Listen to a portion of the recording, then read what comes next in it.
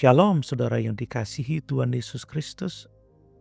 Dalam renungan sebelumnya kita melihat bagaimana manusia jatuh ke dalam dosa dan kehilangan kemuliaan Allah.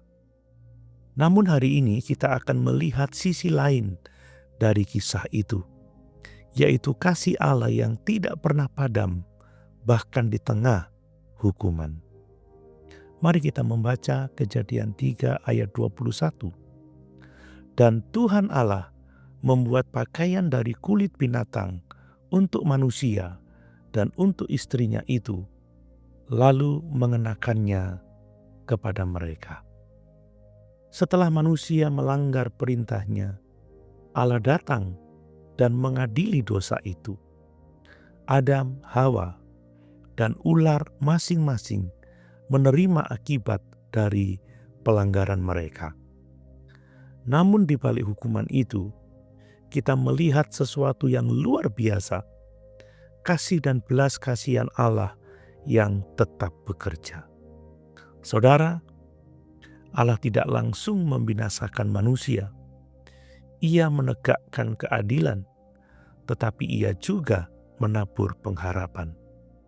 Kejadian 3 ayat 15 sudah menubuatkan tentang keturunan perempuan yang akan meremukkan kepala ular, yaitu Yesus Kristus, Sang Penebus.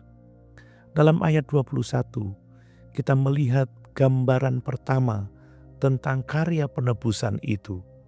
Tuhan Allah membuat pakaian dari kulit binatang untuk manusia dan untuk istrinya itu, lalu mengenakannya kepada mereka.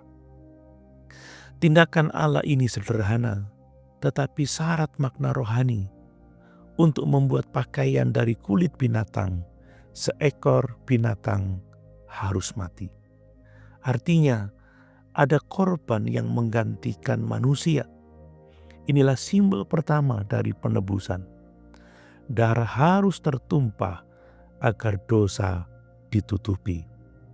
Dan seluruh rencana keselamatan Allah sepanjang Alkitab berpusat pada kebenaran ini.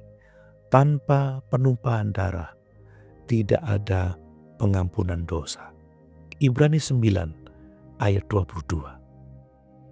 Saudara, apa yang dilakukan Allah di Taman Eden adalah bayangan dari karya Kristus di kayu salib. Yesuslah anak domba Allah yang menghapus dosa dunia. Darahnya tercurah untuk menutupi ketelanjangan rohani kita dan memulihkan hubungan kita dengan Allah. Apa yang dimulai dengan rasa malu di Taman Eden berakhir dengan kemenangan di kubur yang kosong. Kasih Allah yang setia mengubah kutuk menjadi jalan keselamatan. Meski manusia harus meninggalkan taman itu, kasih Allah tidak meninggalkan manusia. Ia tetap menuntun mereka, memberikan janji, dan membangun rencana penebusan yang sempurna dalam Kristus. Inilah bukti bahwa kasih Allah lebih kuat daripada dosa. Ia menghukum dosa, tetapi mengasihi pendosa yang mau bertobat.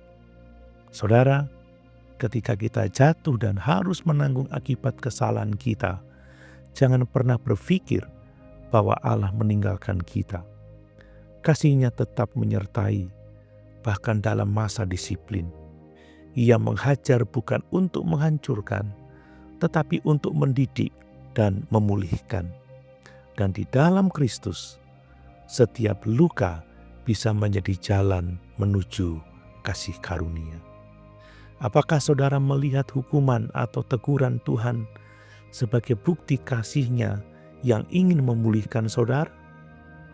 Apakah saudara sudah membiarkan Kristus menutupi dosa dan rasa malu saudara dengan pengampunannya? Mari kita berdoa. Tuhan Yesus Kristus, terima kasih karena Engkau adalah kasih Allah yang hidup. Sekalipun kami sering jatuh dalam dosa, Engkau tidak pernah meninggalkan kami.